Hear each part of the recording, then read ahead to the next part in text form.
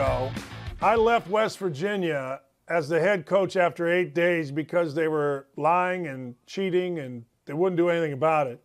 West Virginia fans never forget, Arky. Craig Kinder says to me on Twitter, Dan, that's 20 years ago.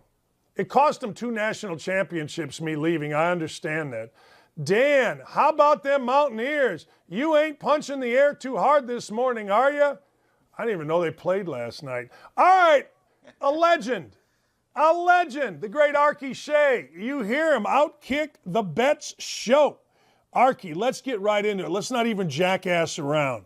All right, let's jackass for 1 minute.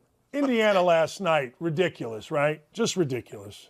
That's an embarrassing loss. That cannot happen, much less in a conference game. And it can't happen to anybody. That is a disgusting loss. That's embarrassing. And Indiana fans should be ashamed of what they saw in that court last night. There's no way that should have happened. No way that should have happened. Well said. That's all right. You and I are going to discuss the Steelers and the Vikings tonight. The Vikings are giving the Steelers 3. The total is 44. What say you, Arky Shea? Yeah, the spread itself I'm a little worried about because the Vikings have lost 7 games.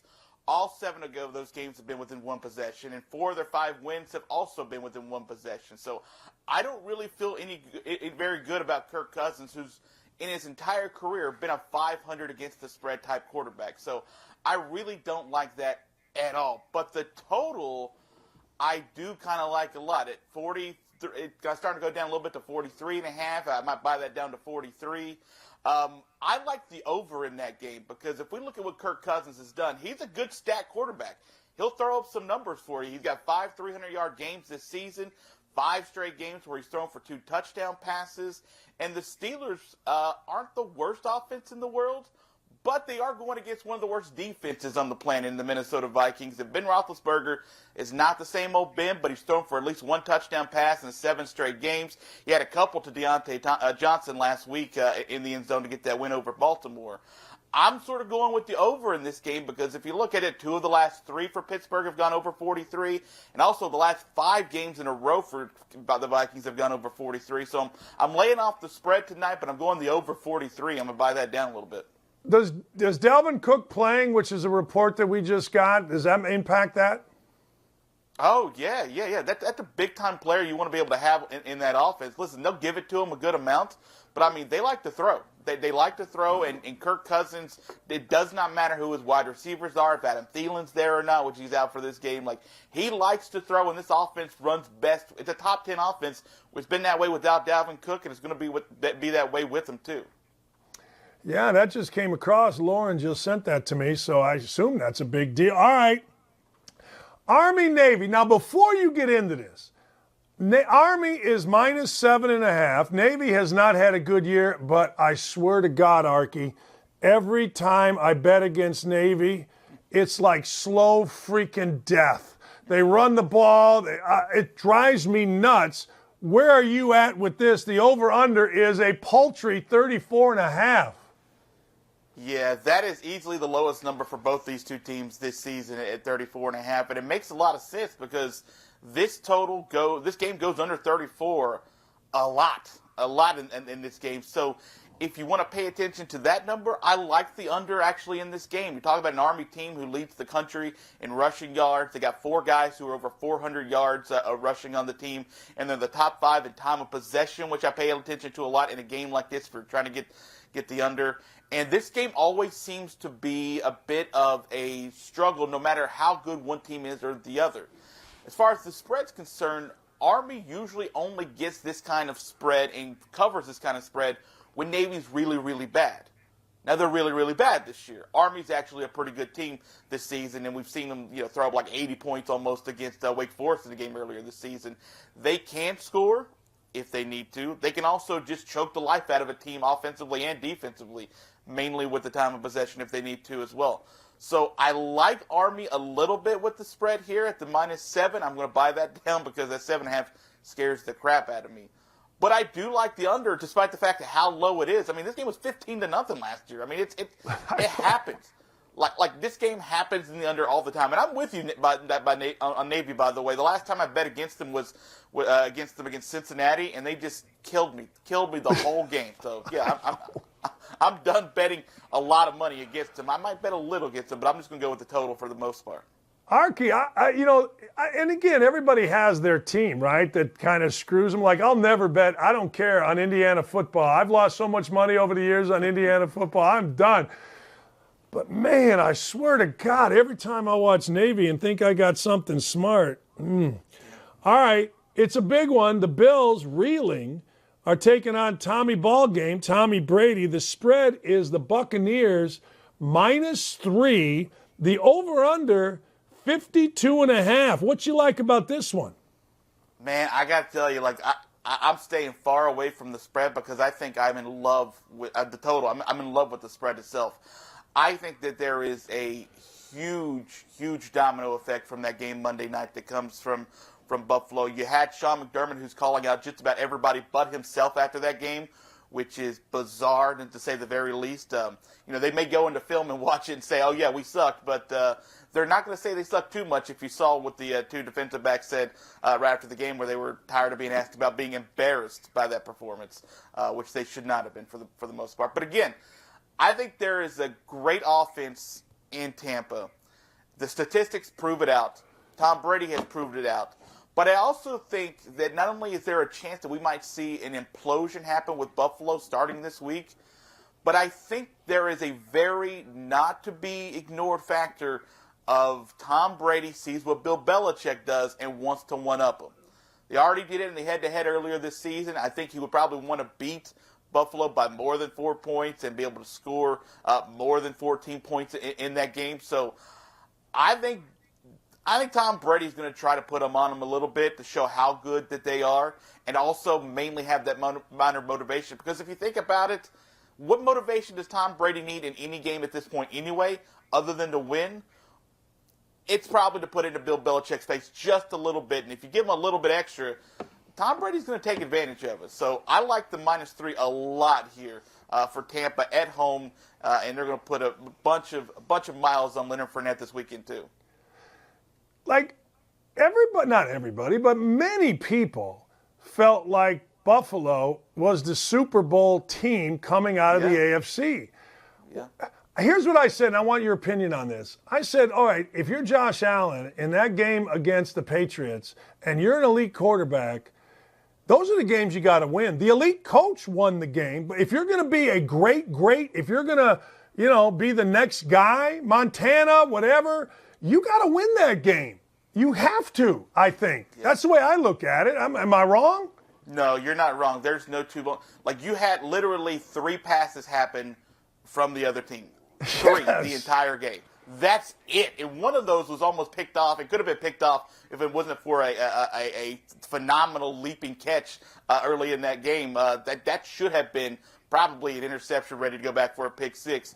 Like, if you don't win that game, how can you possibly say that you're any good right now? You're struggling. You're struggling mentally. You're struggling physically. You gave that game to. You had time of possession. You had time of possession. You had the turnovers. You had the field position in that game. You had the quarterback who could actually throw the ball, who was terrible in the last 2 possessions when he got into the red zone. Yeah, you got to win that game, and if you don't, that's a whole mirror game. That's one of those. Hey, you put Kansas City and New England back in the driver's seat of this conference. I agree. All right, a game of my youth. The Cowboys -4 at the Washington football team. The total is 48. So the Cowboys got a number back on this game. It started at -5 to start off, and we got back down to 4. Washington is a hot team right now. They've won 4 games in a row, but they're doing it by the skin in their teeth. And I know it doesn't really matter how you do it, it's that you do it. But, I mean, Washington was feeling really good about getting Logan Thomas back a couple of weeks ago. I think it was actually last week that they got him back.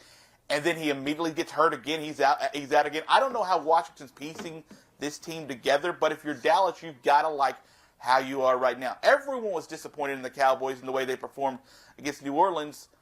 They won by 17.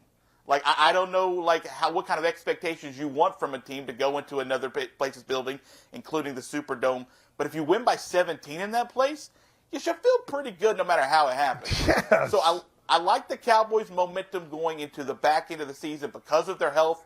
They do have coaches back this week, which will be hopefully for them a good sign. And I don't think the 4 is enough for my liking. So the fact that we got a point back on that makes me feel really good.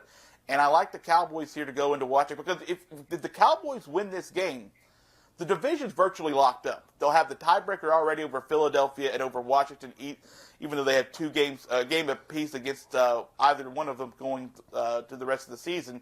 But they would have already had 3 games up in the division. It would be really, really hard for them to lose it. This is a very important game for Dallas. They're going to be very focused. And as long as Dak plays okay, doesn't have to be spectacular, I think they win by a touchdown. I'm going to go against you there. I watched Washington. And you know that, what's his first name? Tyler Heineke, whatever the hell. I like that guy. He took his helmet off after a run, and I thought to myself, I always look at it this way. Would I follow that guy? I look at coaches and say, would I play for that guy? I'm buying into Washington. I think I'm not going to bet it because I value your opinion more than mine. But I am going to watch it, and I'm going to gloat if, in fact, Washington does what I say, because that's what I do. So there you go.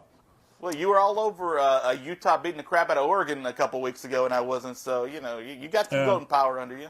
Yeah, a little bit. I'm 5-0 lately. I got serious about college basketball in the NBA. I'm not messing around anymore. Ravens at the Browns. Browns minus 2.5. The total is 42. What say you? Boy, this is a tough one, because Baltimore is literally limping through the last 5-6 weeks. I mean, they started the season limping through with all their running back injuries, and now it just seems like if you look at their injury report at the middle of every week, it is like the entire roster, it feels like, for the most part, that is not participating in practice. I don't know how they're practicing, to be honest with you. But the fact that they're so beat up and depleted, the fact that they have to struggle so much because they're not able to blow teams out right now, and they're not scoring a lot of points. Like, they're having to do things by the skin of their teeth, and losing a couple of defensive backs last week, making them go for 2 at the end of the game instead of the extra point in overtime, just sort of gives you an idea where Baltimore feels like they're at right now physically. It's just not a great scene for them right now, despite the fact that they still have a winning record and they can still get to the playoffs pretty easily. Cleveland's pretty beat up too for the most part, but them being at home, I feel like gives me the edge here at the minus 2.5. I do like Cleveland's skill position players, and I do like their defense a whole heck of a lot. I don't think they're going to have to do a lot offensively to be able to win this game. And I sort of trust the home team here, because at some point, with all the injuries, with all the illnesses and the COVIDs and the dudes missing parts of their body, like, at some point, it's going to bite Baltimore in the butt for more than just one game against a division rival. It may be back-to-back. So I don't love it, but I do like Cleveland to be able to win this game and to be able to cover the 2.5. Man, Baltimore, Marlon Humphrey, everybody's banged up. Johnny Manziel / Baker Mayfield is playing with a shoulder that's a bum shoulder. I mean, and I think both these quarterbacks got something to prove. Lamar Jackson's been throwing the ball to the other team too much over the last 3 or 4 weeks. I mean, and I have a weird affinity for Lamar Jackson. I think he's great, but I think it's time for him to let's go, man. I mean, you got to go now, and so does Baker Mayfield. So I don't disagree with that at all. I think it's going to be interesting. What you got on the show today, Arky? Well, I got a prop play coming up for that Vikings-Steelers game that we didn't talk about on this show. We'll have that coming up at 11:30 Central Time on the program. Outkick Bets the show. And we're going to discuss something that may be near and dear to your heart, a little college basketball. I'm looking at Texas Seton Hall tonight. Texas, a 1.5-point favorite. You want to give me where you're leaning on that? Lauren, our producer extraordinaire, is a Seton Hall fan. But I'm taking Texas. I'll take Texas to win the game outright. I'll take Texas to win by at least 5. That's what I thought Seton Hall was really good when I saw him play Michigan. Subsequent to that, I haven't been that impressed. And I'm a big believer in coaches. I'm a big believer in teams and coaches like Chris Beard. I think Texas gets it done tonight. Yeah, I thought this number was going to open up closer to 4.5 or 5 points. Instead, it opened up at 2.5, and I thought, yeah, that may be where you want to put that money because that is a lot lower number than I was expecting. Yeah. Appreciate you, Arky. Thanks, man. We'll be listening at 11:30 today.